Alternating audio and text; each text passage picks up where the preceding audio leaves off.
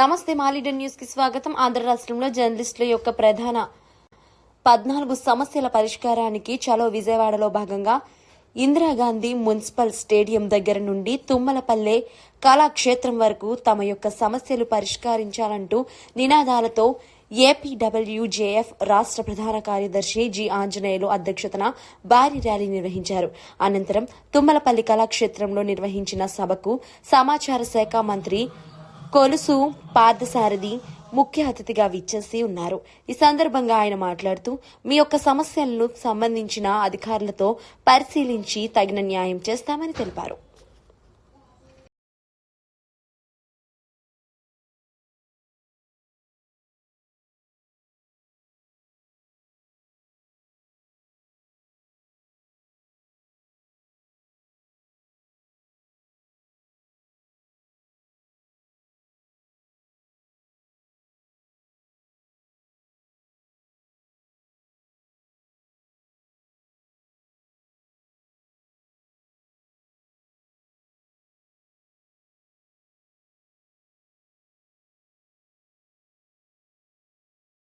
కొన్ని జాగ్రత్తలు తీసుకుంటే ఈ వృత్తికి నష్టం కలగకుండా ఈ వృత్తి కొనసాగింపుకు ఇబ్బంది లేకుండా ఉంటుందనేది మా అభిప్రాయం. దీన్ని కొంచెం ప్రభుత్వం దృష్టికి మీ ద్వారా తీసుకెళ్లాలని, ముఖ్యమంత్రి గారి దృష్టికి, అలాగే మంత్రివర్గం దృష్టికి, దానిలో ఇది చర్చ జరగాలని మేము కోరుకుంటా ఉన్నాం. ఇందాక మా అధ్యక్షుల వారు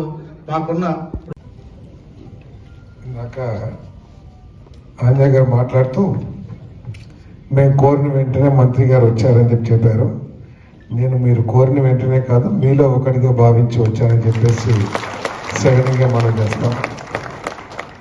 వేదిక మీదకి వచ్చేటప్పుడు టప్పెట్లు కొడితే ఆనందిస్తాం ఎవరైనా, కానీ వారు చేసిన కామెంట్కి కొంచెం భయం వేసింది. గట్టిగా టప్పెట్లు కొట్టండి, వాళ్ళ డిమాండ్స్ గట్టిగా వినిపిద్దామని చెప్పేసి. ఏదైనా కూడా ఆంజనేయ గారు చెప్పింది కానీ, వెంకట్రావు గారు చెప్పింది కానీ వాటిలో వాస్తవాలు లేవని చెప్పేసి నేను చెప్పనని చెప్పేసి కూడా మీకు మనం చేస్తాను. ఎందుకంటే ప్రజాస్వామ్యంలో జర్నలిజంకి, జర్నలిస్టులకి ఉన్న పాత్ర ఏమిటో నేను చెప్పాల్సిన అవసరం లేదు. ప్రజాస్వామ్యం బలోపేతం కావాలన్నా, ప్రజల ఆకాంక్షలు, ప్రజల సమస్యలకి ప్రథమ స్థానం పొందాలన్నా కూడా ఈ దేశానికి, ఈ సమాజానికి జర్నలిస్టులు అత్యంత అవసరం అనే విషయంలో నాకు ఎటువంటి సందేహం లేదని కూడా నేను మనం చేస్తాను. నేను ఒక ప్రభుత్వం పరిపాలన పరంగా ప్రజామోదం పొందాలన్నా, లేదు ఒక ప్రభుత్వం పబ్లిక్ పర్సెప్షన్ ఫేవర్గా సంపాదించాలన్నా, ఒక ప్రభుత్వానికి మంచి పేరు రావాలంటే ఏ విధంగా వస్తుంది? ప్రజల సమస్యలు పరిష్కారం అయినప్పుడు. ప్రజల సమస్యల్ని నిర్భయంగా,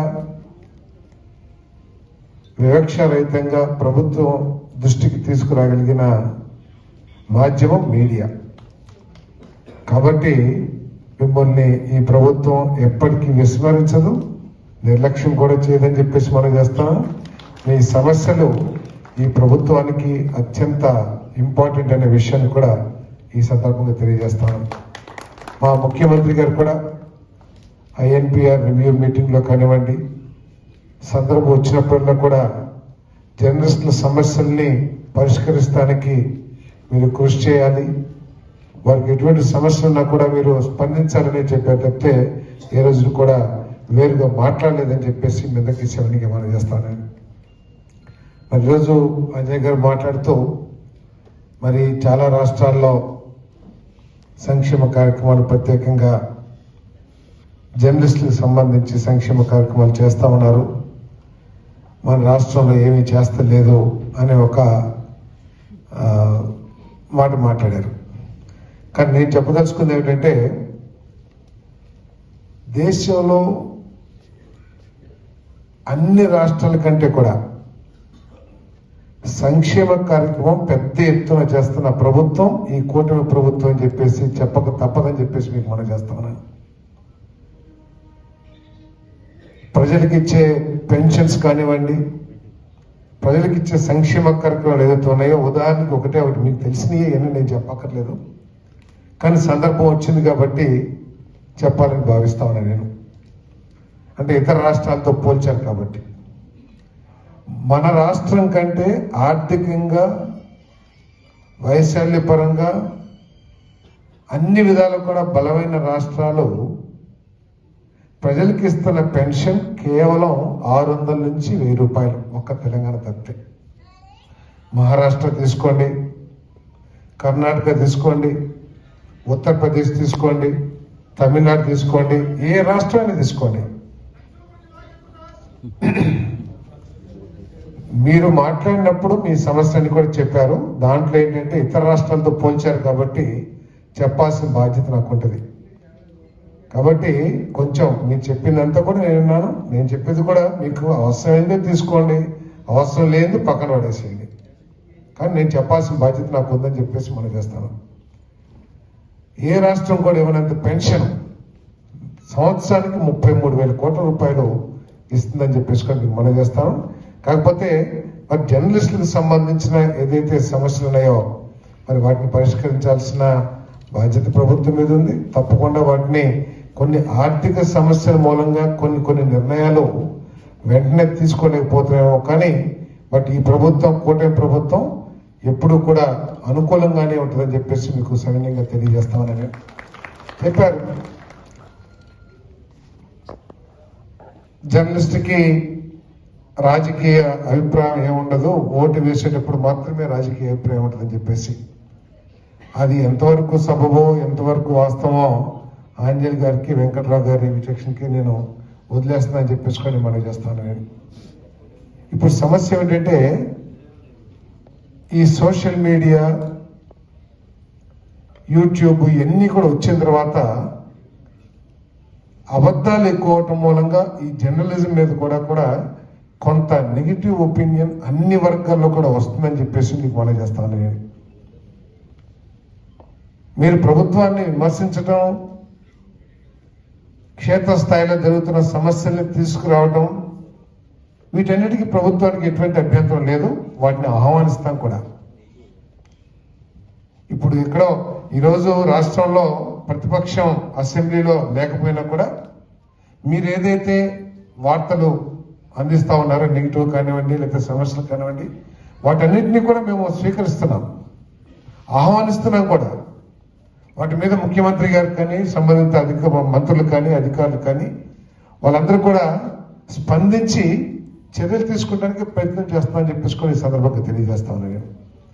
కాకపోతే ప్రభుత్వాన్ని కించపరచాలి, లేకపోతే ప్రభుత్వం మీద నెగిటివ్ అభిప్రాయాలు కలగజేయాలి అని కేవలం ఒక అభిప్రాయం, ప్రీ ఫిక్స్డ్ అభిప్రాయంతో ఏదైతే కొన్ని వార్తలు వస్తున్నాయో వాటి మూలంగా చాలా ఇబ్బందికర పరిస్థితులు వస్తున్నాయని చెప్పేసుకొని మనం చేస్తాం. అటువంటి ఫేక్ న్యూస్ మూలంగా, అటువంటి అబద్ధాలు ఏదైతే ఉన్నాయో, ఇందాక చెప్పారు ఏదో ప్రైవసీ యాక్ట్ అనేది మన ఆంజనేయ గారు చెప్పారు, అధికారులు దాడులు చేస్తున్నారని చెప్పేసి. సో ఇంటర్ప్రిటేషన్ ఎప్పుడైతే ఫేక్ న్యూస్ వస్తుందో, ఫేక్ న్యూస్ వాస్తవ న్యూస్ ని అధిగమించి ఫేక్ న్యూస్లే ఎక్కువ వస్తున్నాయి అనే అభిప్రాయాన్ని కలగజేసి ఇటువంటి చర్యలు తీసుకుంటానికి కూడా మరి అవకాశం కలుగుతుందేమో, మీలాంటి పెద్దలందరూ కూడా ఆలోచించాలని చెప్పేసి మనం చేస్తాను. ఇటువంటి ఫేక్ న్యూస్ మీద ఎటువంటి చర్యలు తీసుకోవాలి, ఏ విధంగా జర్నలిస్ట్ సోదరుల్లో ఎటువంటి చర్చ జరగాలి, ఫేక్ న్యూస్ అనేది వాస్తవమైతే చెప్పారు, ఇందాక చెప్పారు కానీ ఏదో మంత్రి గారికి నా సొద వినిపిస్తుంది అని చెప్పి సొద కాదు, అది నా బాధ్యత. ఏదైతే మీరు చెప్పారో వాటన్నిటి మీద కూడా స్పందించాల్సిన బాధ్యత ఉంది. సంబంధిత అధికారులతో చర్చించి తగు చర్యలు తీసుకోవాల్సిన అవసరం ఉంది. కొన్ని విషయాల మీద ముఖ్యమంత్రి గారి సమయం తీసుకుని వెళ్ళి చర్చించి మరి మీ అభిప్రాయాన్ని వారికి చేరవేసి వాటి మీద ఒక పరిష్కారాన్ని కూడా కనుగొనాల్సిన బాధ్యత ఉందని చెప్పేసి నేను మీ అందరికీ మనవి చేస్తాను. మరి మీరు చెప్పిన మాటల్లోనే మరి గత 2014-19 మధ్యలో ఉన్న చంద్రబాబు నాయుడు గారి ప్రభుత్వం, తెలుగుదేశం ప్రభుత్వం మీకు అనుకూలంగానే వ్యవహరించిందని చెప్పేసి మీ మాటల్లోనే చాలా వరకు తెలిసింది. అదే యాటిట్యూడ్ ని ఇప్పుడు కూడా కొనసాగిస్తామని చెప్పేసి నేను మనవి చేస్తాను. స్కూల్స్ లో సీట్లు మరి తప్పకుండా మరి ఆయా కలెక్టర్స్ కొంతమంది మిత్రులు కూడా నా దృష్టికి తీసుకొచ్చారు. ఆయా కలెక్టర్స్ అక్కడికక్కడ లోకల్ గా ఆర్డర్స్ ఇచ్చి స్కూల్స్ లో చేర్పిస్తున్నారని చెప్పేసి మీరే నా దృష్టికి తీసుకొచ్చారు.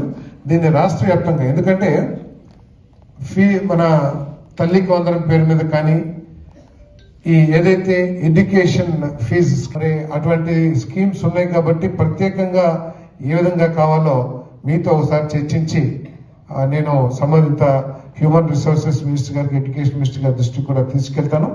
మరి తప్పకుండా ఇంకా క్షుణ్ణంగా ఏమిటి ఇప్పుడు, ఎందుకంటే తల్లికి వందనం ఏదైతే ఇస్తున్నారో 15,000 రూపాయలు ఎంతమంది చదువుకుంటే అంతమందికి ఇచ్చే స్కీమ్ ఉంది కాబట్టి దాంట్లో మీరు ఏ విధంగా అనర్హులవుతారో లేకపోతే ఇంకా ఏ విధంగా దీన్ని మెరుగుపరచాలో తప్పకుండా మీతో చర్చించి అధికారులతో చర్చించి మరి తగు ఉత్తర్వులు ఇవ్వడానికి నేను ప్రయత్నం చేస్తానని చెప్పేసి కూడా మీకు తెలియజేస్తా ఉన్నాను. అదేవిధంగా ఆరోగ్య బీమా ఏదైతే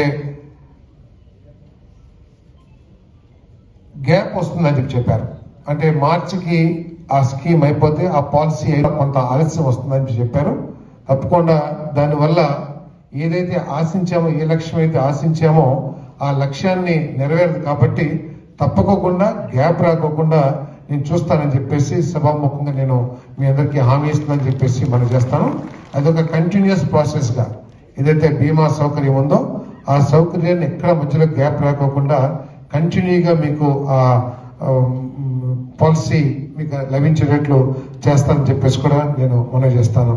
ఈ హెల్త్ చెకప్ ఇది సాధ్యమని చెప్పేసి నేను భావిస్తా ఉన్నాను. నేను ఐఎంఏతో ఇండియన్ మెడికల్ అసోసియేషన్ ఏదైతే ఉందో వారితో చర్చించి కానీ లేకపోతే కొన్ని పెద్ద హాస్పిటల్స్ ఏదైతే ఉన్నాయో ఐఎన్పిఆర్ తరఫున చర్చించి దీన్ని ఏ విధంగా మనం తీసుకువెళ్ళొచ్చో ఇది చేయాల్సిన అవసరం ఉంది. తప్పకుండా చేస్తాను, నేను కృషి చేస్తానని చెప్పేసి మనం చేస్తాను. దానికి కూడా వెంటనే మాట్లాడి ఐఎంఏతో డిస్కస్ చేసి ఏ విధంగా చేయొచ్చు, హాస్పిటల్స్ ని ఏ విధంగా దీంట్లో ఇన్వాల్వ్ చేసి ప్రభుత్వం తరఫున ఎటువంటి ఆర్థిక భారం భరించాల్సి వస్తుంది హాస్పిటల్స్ తోనూ, అదేవిధంగా ఐఎంఏతో కూడా చర్చించి ఇది ఆచరణలో పెట్టడానికి నేను తప్పకుండా కృషి చేస్తానని చెప్పేసి కూడా నేను మనవి చేస్తాను. ఆ వెల్ఫేర్ ఫండ్ కూడా ఉంది, దాని మీద వడ్డీ పూర్తిగా సరిపోయిందని చెప్పేసి నేను భావించట్లేదు. అవసరమైతే ఈ జర్నలిస్ట్ వెల్ఫేర్ ఫండ్ ఏదైతే ఉందో దాన్ని ఏ విధంగా పెంచాలి, ఇంకా ఏదైనా డొనేషన్స్ తీసుకున్నా లేకపోతే యాజమాన్యాన్ని కోరా లేకపోతే పబ్లిక్ లో నుంచి ఈ ఫండ్ కోసం, ఎందుకంటే రకరకాల ఫండ్స్ కలెక్షన్ కోసం రకరకాల మార్గాలు అవలంబిస్తూ ఉంటారు ప్రభుత్వం కానీ ప్రైవేట్ ఆర్గనైజేషన్స్ కానీ. నేను ఐఎన్పిఆర్ మినిస్టర్ గా ఈ జర్నలిస్ట్ వెల్ఫేర్ ఫండ్ ఏదైతే ఉందో తప్పకుండా నేను ఐఎన్పిఆర్ మినిస్టర్ గా ఉండగానే దీన్ని ఏ విధంగా పెంచాలో ఆలోచించి తప్పకుండా పెంచిస్తానని చెప్పేసి కూడా మనం చేస్తాను. ఆ ఫలాలు మీకు అందేటట్లు రూపాయలు కూడా ఇస్తానని చెప్పేసి సభాముఖంగా మీకు తెలియజేస్తాను. అదేవిధంగా హౌస్ సైట్స్ ఇది చాలా పెద్ద సమస్య అని అనలేం కానీ చాలా పెద్ద డిమాండ్, కానీ అందరూ కోరుకునేది. కానీ తప్పుకోకుండా ఇప్పుడు ప్రభుత్వం కూడా రూరల్ ఏరియాస్ లో 2 సెంట్లు, అదేవిధంగా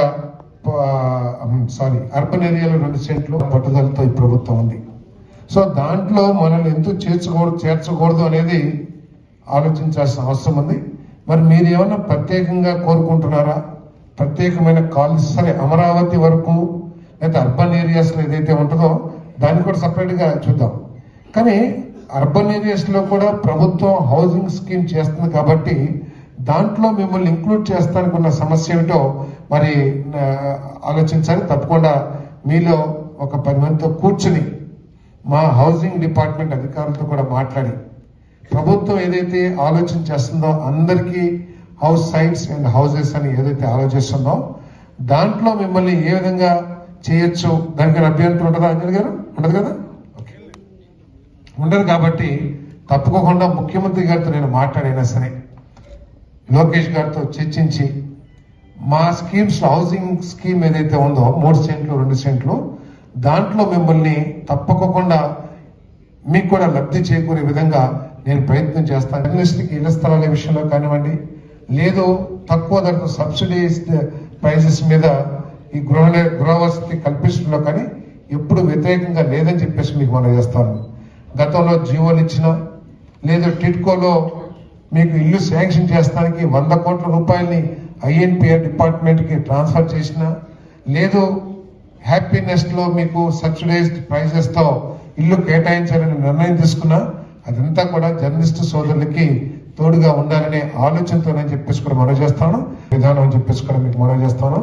ఏదైతే జర్నలిజం సేవ్ జర్నలిజం చెప్పారు మన ఆంజలి గారు, ఏంటి సేవ్ జర్నలిజం ప్రొటెక్ట్ జర్నలిజం, అది ఇప్పుడు ఇమ్మీడియట్ గా అవసరం కూడా ఉందని చెప్పేసి మనం చేస్తాం.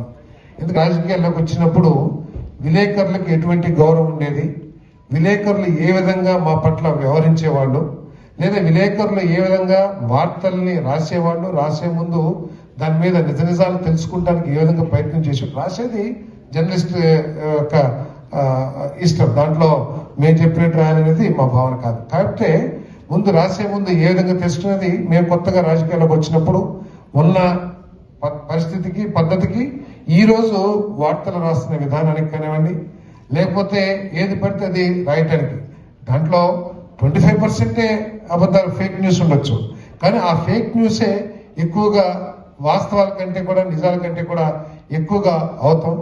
అంతేకాకుండా వ్యక్తిగతంగా టార్గెట్ చేయటం, లేకపోతే మనకు ఉన్న రాజకీయ అఫిలియేషన్ కానివ్వండి, పార్టీల అఫిలియేషన్ కానివ్వండి, దాన్ని దృష్టిలో పెట్టుకుని ప్రభుత్వ ప్రెస్టేజ్ ని దిగదార్చడానికి ప్రయత్నం చేయడం కానీ ఇవన్నీ కూడా మనం చూస్తా ఉన్నాం. నేను మాట్లాడితే మీరు అందరూ ఒకటి, నేను ఒక్కనే ఒకటి, కాబట్టి ఇక్కడ మీ అందరూ నన్ను వ్యతిరేకంగా చూడొచ్చు లేదా ఆలోచించవచ్చు, కానీ ఈ వాస్తవాలు ఇవన్నీ కూడా మీరు ఆలోచించాలి. So save journalism protect journalism లో భాగంగా మీరు వీటి మీద కూడా చర్చించాలని చెప్పేసి మీ అందరికీ సెవెనింగ్ మనం చేస్తాను. రాయండి. ఈ ప్రభుత్వం మాకు INPR మినిస్టర్ గా లోకేష్ గారు చెప్పింది కానీ, చంద్రబాబు గారు చెప్పింది కానీ, ఇప్పుడు మాటల్లో పవన్ కళ్యాణ్ గారు చెప్పింది కానీ, మన ప్రభుత్వం మీద వచ్చే విమర్శల్ని, క్షేత్రస్థాయిలో జరుగుతున్న ప్రభుత్వ పరంగా జరుగుతున్న తప్పుల్ని, క్షేత్రస్థాయిలో ప్రజలు ఎదుర్కొంటున్న సమస్యల్ని మనం ఎప్పుడు ఆహ్వానించాల్సిందే, ఆహ్వానిస్తాం కూడా. కానీ ఉద్దేశపూర్వకంగా ఆపాదించే వార్తలు ఏదైతే ఉంటాయో, ఫేక్ న్యూస్ ఏదైతే ఉంటాయో, ఏదో ఉద్దేశపూర్వకంగా కించపరచడం కానీ ప్రభుత్వ ప్రతిష్టను దిగజార్చడానికి ప్రయత్నం చేస్తాం, దాన్ని సాధించలేము అనేది ఒక అభిప్రాయం చెప్పేసి మనం చేస్తాం. అందుకనే ఈ ఫేక్ న్యూస్ ని ఏ విధంగా అరికట్టాలని ఒక గ్రూప్ ఆఫ్ మినిస్టర్స్ తో ఒక కమిటీ కూడా ఏర్పాటు చేశారని చెప్పేసి మనం చేస్తాను. దానికి మీరు ఏదైతే సమస్యల దృష్టి తీసుకొచ్చారో వాటిని పరిష్కరించడానికి ప్రభుత్వం తరపు నుంచి సానుకూలంగా స్పందించడానికి నా వంతు నేను కృషి చేస్తానని చెప్పేసి మనం చేస్తూ సెలవు తీసుకుంటాను.